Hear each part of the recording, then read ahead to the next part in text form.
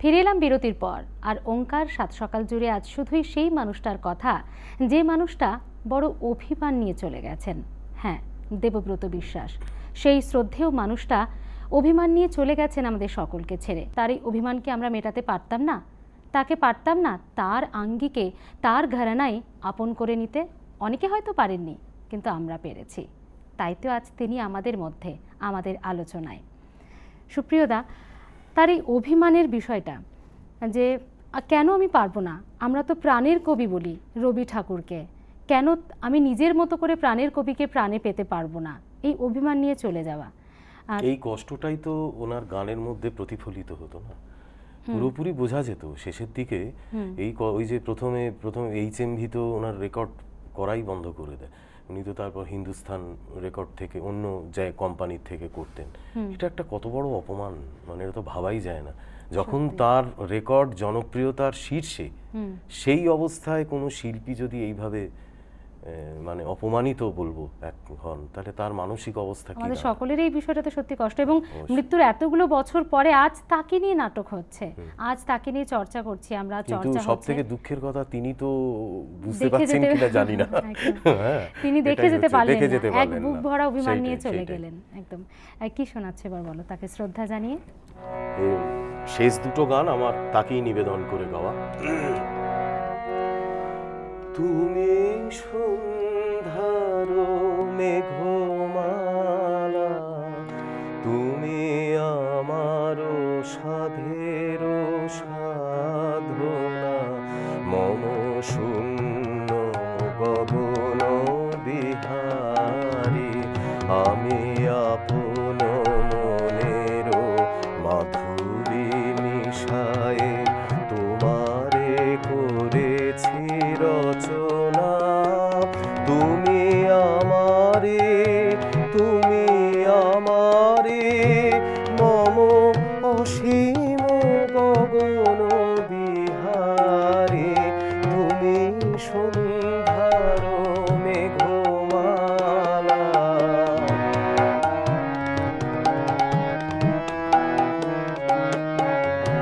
মম হৃদয় রক্ত রাগে, তব চরণ দিয়েছি রাঙিয়া। মম হৃদয় রক্ত রাগে, তব চরণ দিয়েছি রাঙিয়া। ওই সন্ধ্যা স্বপ্ন বিহারী, তব অধর এঁকেছি সুধা বিষে মিশে, মম সুখ দুঃখ ভাঙিয়া। তুমি আমারে, তুমি আমারে, মম বিজন জীবন বিহারী, তুমি সন্ধ্যার মেঘমালা।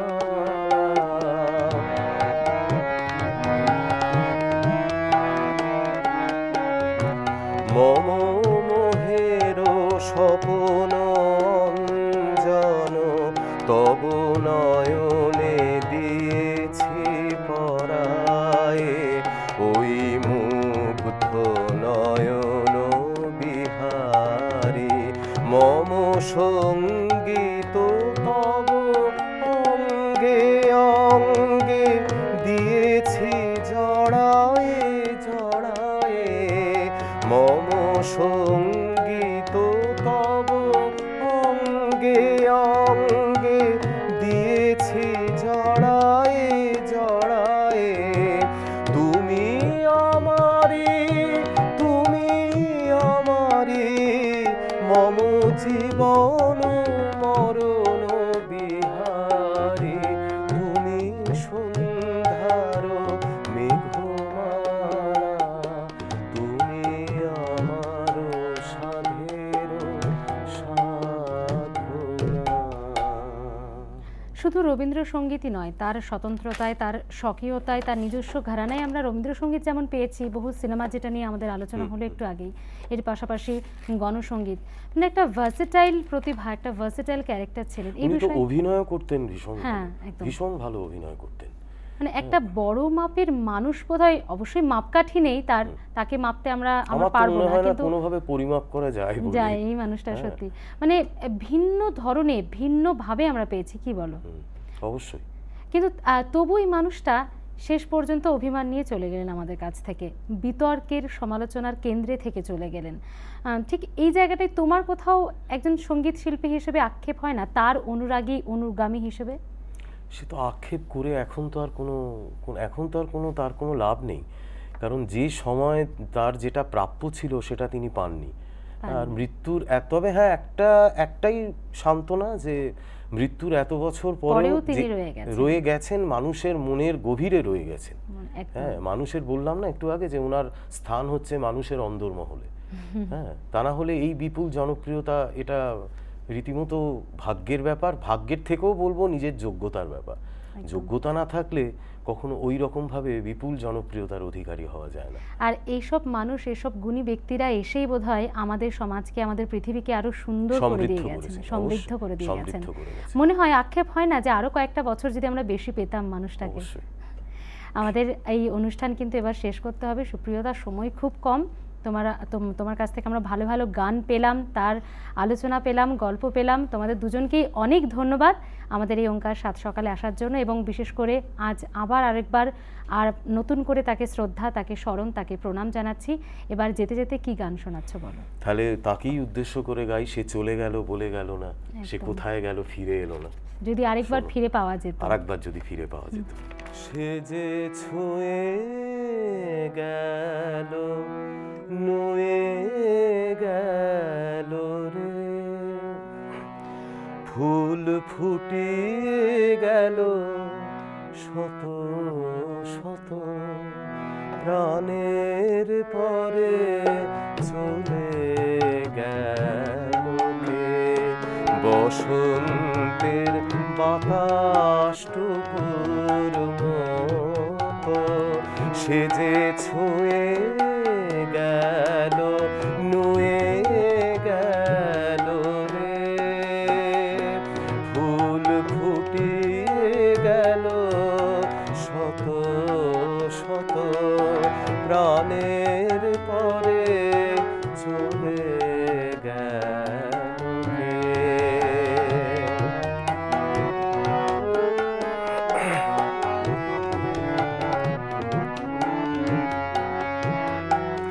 সে চলে গেল বলে গেল না,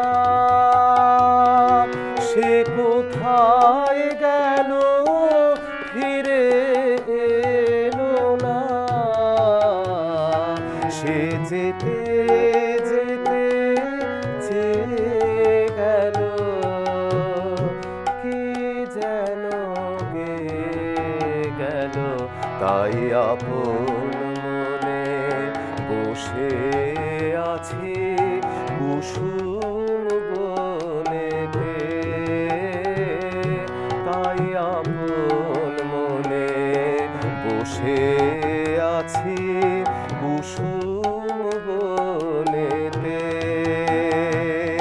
সে ঢেউয়ের মতন ভেসে গেছে, চাঁদের আলোর দেশে গেছে, যেখান দিয়ে হেসে গেছে, হাসি তার রেখে গেছে রে, মনে হলো আখির কোণে আমায় যেন ডেকে গেছে সে, আমি কোথায় যাব, কোথায় যাব, ভাবতেছি তাই একলা বসে, সে চাঁদের চোখে বুলিয়ে গেল ঘুমের ঘোর, সে প্রাণের কোথায় দুলিয়ে গেল ফুলের ডোর, কুসুম বনের উপর দিয়ে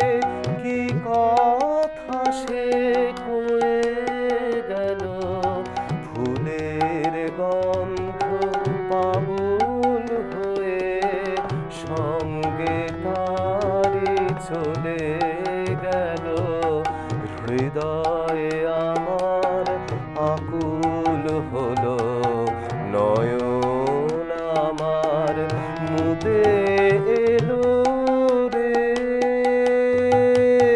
কোথা দিয়ে কোথায় গেল সে, আমার প্রাণের পরে চলে গেল কে, বসন্তের বাতাসটুকুর মতো সে যে ছুঁয়ে গেল, নুয়ে গেল রে, ফুল ফুটিয়ে গেল শত শত, প্রাণের পরে চলে গেল কে।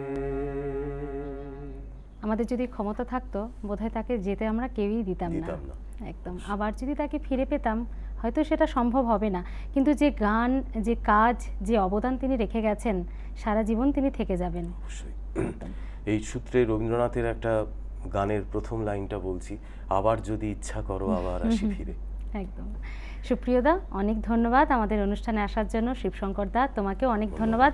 এতক্ষণ দেবব্রত বিশ্বাস, শ্রদ্ধেয় ওই মানুষটার গান, গল্প আলোচনায় আমাদের সঙ্গে ছিলেন দুই শিল্পী, শিবশঙ্কর চক্রবর্তী, ছিলেন সুপ্রিয় চট্টোপাধ্যায়। তোমাদের দুজনকে অনেক ধন্যবাদ। ভালো থেকো। আজকের মতো এই পর্যন্তই। আবার একদিন বোধহয় দেখা হবে আমাদের। অবশ্যই। আর আপনারাও ভালো থাকুন। যে মানুষটি চলে গেল, বলে গেল না, সত্যি তো। যদি ক্ষমতা থাকতো আমরা কেউ কি তাকে যেতে দিতাম? তিনি রয়ে গেছেন তার গানে, তার কাজে, তার অবদানে, তার নিজস্বতায়, স্বকীয়তায়, তার নিজস্ব ঘরানায়। হ্যাঁ, তার মতো করে তিনি রবীন্দ্রসঙ্গীত গেয়ে গেছেন। আমরা সেই বিষয়টিকেই শ্রদ্ধা জানাই। তার জন্মদিনে আবারও তাকে আন্তরিক শ্রদ্ধা প্রণাম জানিয়ে আজকে এ পর্যন্তই। আপনারা সঙ্গে থাকুন। যেতে যেতে আপনাদের জন্য রেখে যাচ্ছি আজকের ফিরে দেখা। ভালো থাকবেন।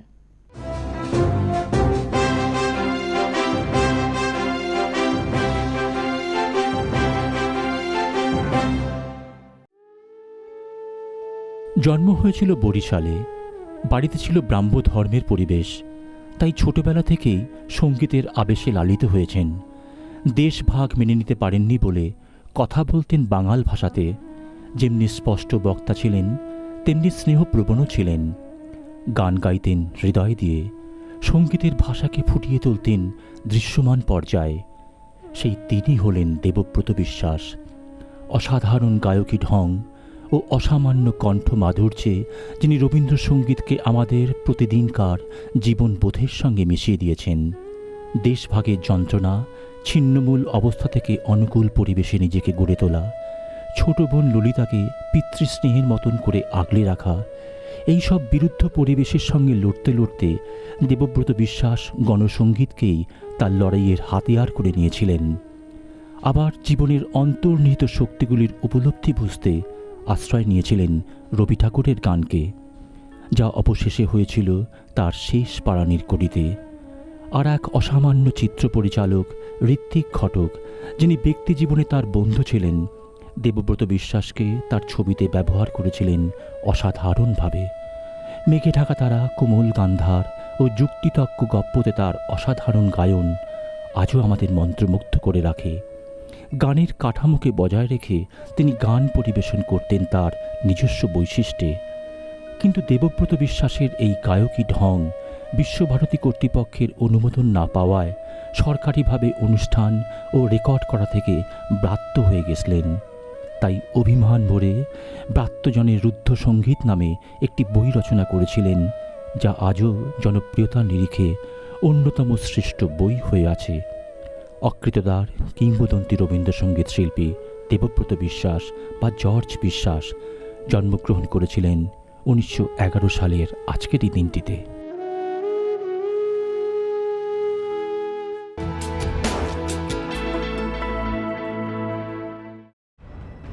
এই অনুষ্ঠানটি নিবেদন করলেন ফিল্ম ফ্যাক্টরি।